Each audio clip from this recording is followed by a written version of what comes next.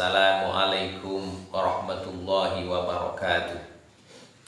Bismillahi ibtida'a wa ihtitama. Alhamdulillahilladzi qassama zamana a'wama wa qassama al-a'wama syuhura wa ayyama wa ja'ala syahra ramadhana lana rahmatan wa salama. Seperti yang ditulis oleh Dr. Wahbah Zuhaili di dalam kitabnya Al-Fiqhul Islami wa Adillatuhu, bahwa puasa itu merupakan madrasatun khuluqiyyatun kubra, bahwa puasa itu merupakan satu sekolah, satu tempat di mana kita bisa mendidik diri kita, terutama di bidang mentalitas. Menurut beliau paling tidak ada beberapa hal, di antaranya puasa itu yu'allimul amanata. Puasa itu mengajarkan kepada kita agar kita mempunyai sifat amanah, mempunyai perilaku amanah. Kita bisa menjalankan tugas, baik kita sebagai hamba Allah Subhanahu wa ta'ala, baik kita sebagai pribadi maupun kita sebagai pemimpin misalnya. Apalagi kita yang kebetulan oleh Allah diberi amanah mempunyai jabatan publik. Maka dari puasa itulah kita bisa memetik sifat amanah. Mengapa demikian? Orang yang berpuasa itu berbeda dengan orang yang melakukan ibadah-ibadah yang lain. Kalau kita melakukan ibadah yang lain, maka bisa dilihat oleh orang lain. Kita sholat misalnya, orang lain menjadi tahu bahwa kita telah melakukan sholat. Kita membaca Al-Quran, demikian juga halnya. Tetapi tidak puasa, orang lain tidak bisa menjadi tahu apakah kita berpuasa atau tidak. Yang tahu hanya diri kita sendiri dan Allah Subhanahu wa ta'ala. Sifat amanahlah yang bisa mendorong kita untuk tetap menjalankan puasa sebaik-baiknya. Sehingga dengan demikian maka sifat amanah seharusnya juga kita terapkan dalam kehidupan kita sehari-hari di dalam menjalankan tugas kita, baik tugas di dalam rumah tangga maupun tugas di dalam masyarakat. Jangan sampai karena tidak ada yang melihat kemudian kita melakukan penyimpangan atau penyelewengan kecil apalagi besar. Karena itu akan mencederai puasa kita, mencederai sifat kita, batin kita. Itu yang pertama. Yang kedua, puasa itu juga yata'awwadu bihil insan khuluqas sabri. Puasa mengajarkan kepada kita untuk bersifat sabar. Mengapa demikian?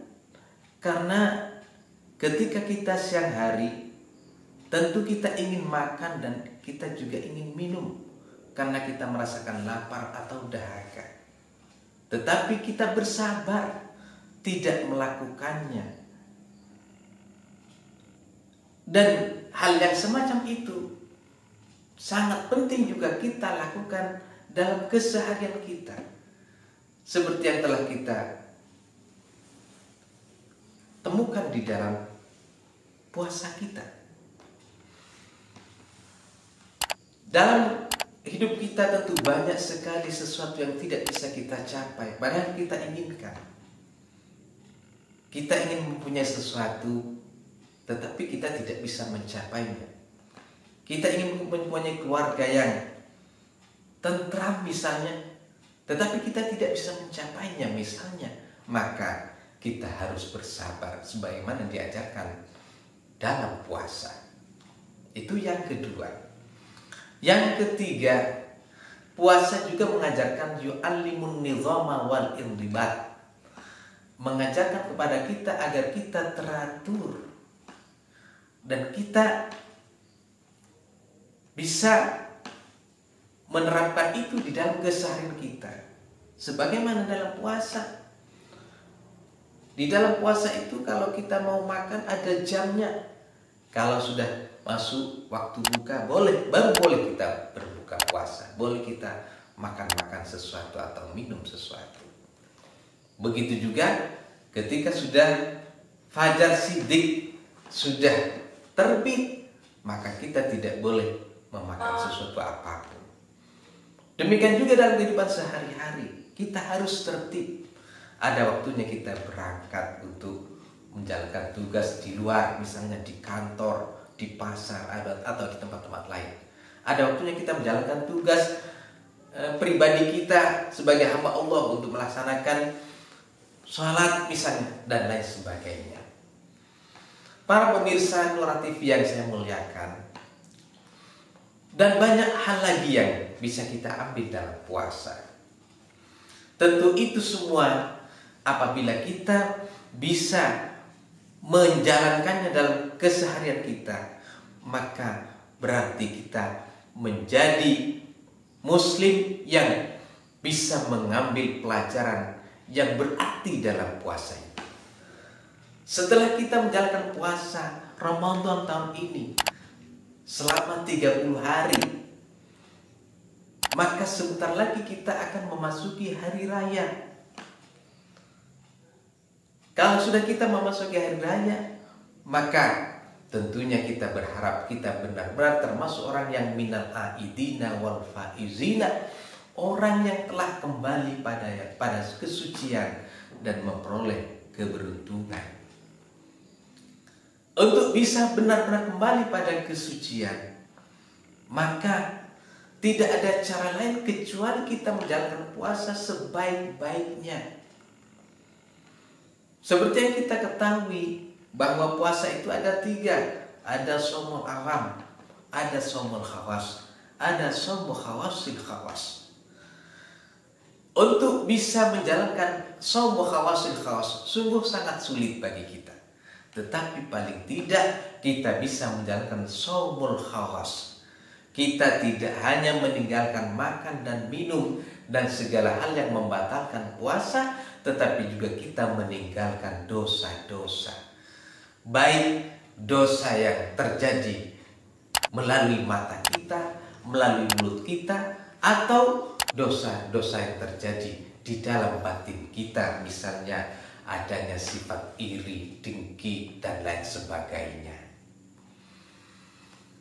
Kalau kita benar-benar bisa menjalankan paling tidak shaumul khawas, maka kita bisa berharap kembali kepada kesucian. Para pemirsa Nura TV yang saya muliakan, seperti yang kita ketahui di dalam hadis Nabi bahwa kullu mauludin yuladu ala fitrah, setiap orang itu dilahirkan dalam keadaan suci. Hanya di dalam perjalanannya kemudian kesucian itu bisa saja kemudian terkotori oleh dosa-dosa kita. Dan puasa itulah yang bisa menghapus dosa-dosa itu. Seperti yang dikatakan oleh Nabi Muhammad SAW, man shoma ramadhana imanan wa ihtisaban ghufira lahu ma taqaddama min dzambi. Barang siapa yang bisa menjalankan puasa dalam keadaan iman dan ikhlas karena Allah, maka dosa-dosanya akan diampuni oleh Allah. Berarti setelah kita terlanjur melakukan dosa pada masa-masa yang sebelumnya, maka ketika kita berpuasa dengan sebaik-baiknya puasa, dosa itu akan dihapus oleh Allah sehingga kita kembali pada kesucian. Namun ada hal yang perlu diingat oleh kita. Ketika kita memasuki hari raya, jangan sampai kemudian kesucian yang telah kita peroleh itu kita nodai dengan tingkah laku israf.